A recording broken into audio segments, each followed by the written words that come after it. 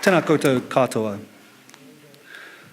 Ko te piku o tō mahuri, tērā te tupu o te rāku. Nā mihi nui, ko te CEO o te ako Mātātupu, Teach First NZ. Ko Jay toku ingoa, tēnā koutou, tēnā koutou, tēnā koutou katoa. It is my honour to, I said, welcome you this evening, but it seems like Lewa has already done that. But it's a pleasure to follow Lewa's welcome. Ako Mātātupu is our annual event to celebrate the start of a journey for our newest cohort and the end of the initial 2-year programme for our graduating cohort as they join our alumni network.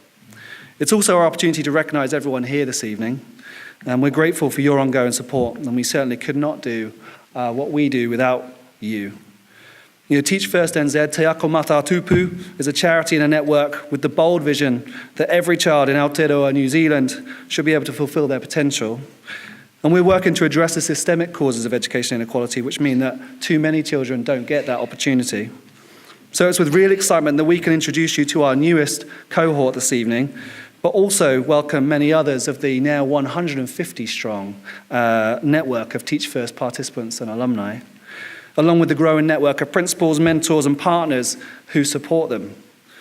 We're excited to be part of that growing network who share this commitment to equity, and we thank you for joining us this evening to celebrate that fact. Before I launch into any more, or we launch into this evening, I want to acknowledge a few people and organisations who make our work possible. So to echo what Rewa said to Awi Riddell, our kaumātua, tēnā koe, Dame Leslie Max, our patron, thank you for being part of our work. And to our board, Bernadine, our chair, Deborah, Alistair, Cheryl, Lee, Miles, Fiona, Sean and Tony, thank you for your commitment and guidance for our work.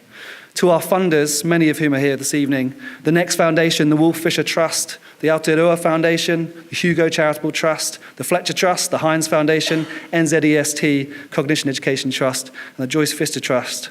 And to our pro bono supporters, Deloitte, KPMG, Chapman Tripp, Accenture, Fuji Xerox, thank you.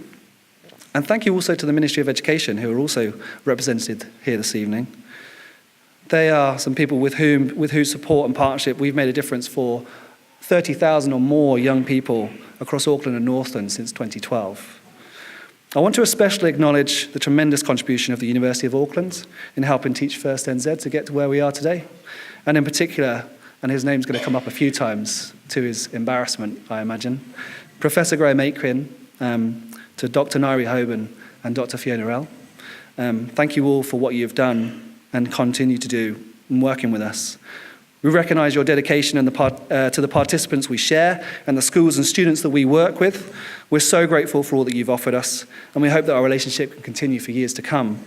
I know that's a sentiment that's shared by our participants and our alumni and thousands of other teachers who you've worked with over the years. My pieces of paper are back to front, but no one noticed, so that's okay. 2017 has been a big year for us, which has centred on the review and redevelopment of our programme and the scaling of our newest cohort to work with more children in more schools in a broader geographical area. At the start of the year, we launched our new tertiary partnership with the Mind Lab by Unitec.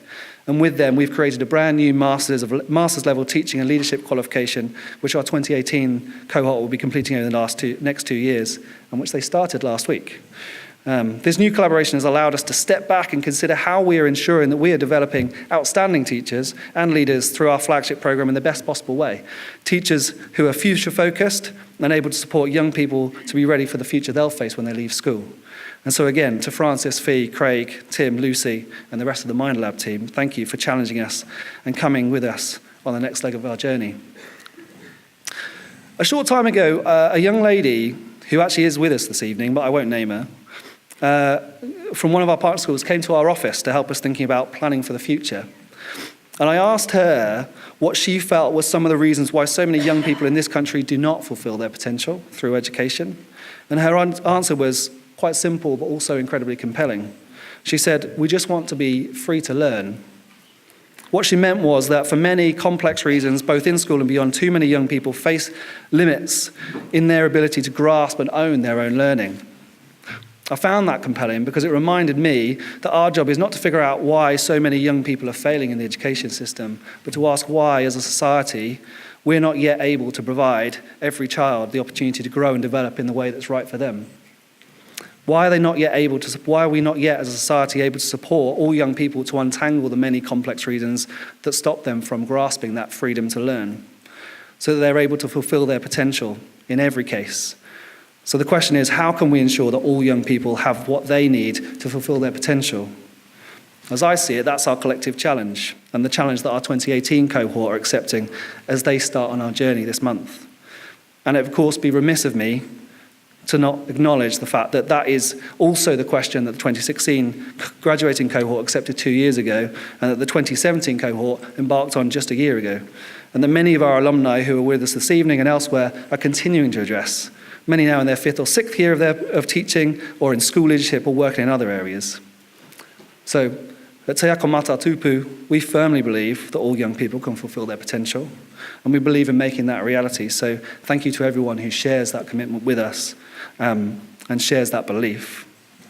And before I close, and hopefully the rest of the evening will be less serious than I've just been, because usually I put a joke or two in my speeches, but I haven't this evening.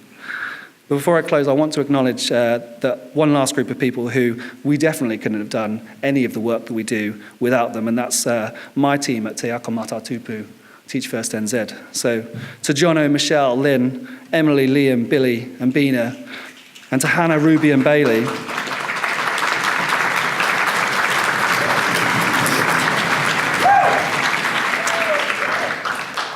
So it says here, thanks from our participants, but I think that was obvious. So thank you from me and from our board and from everyone here this evening for the tremendous work that you do.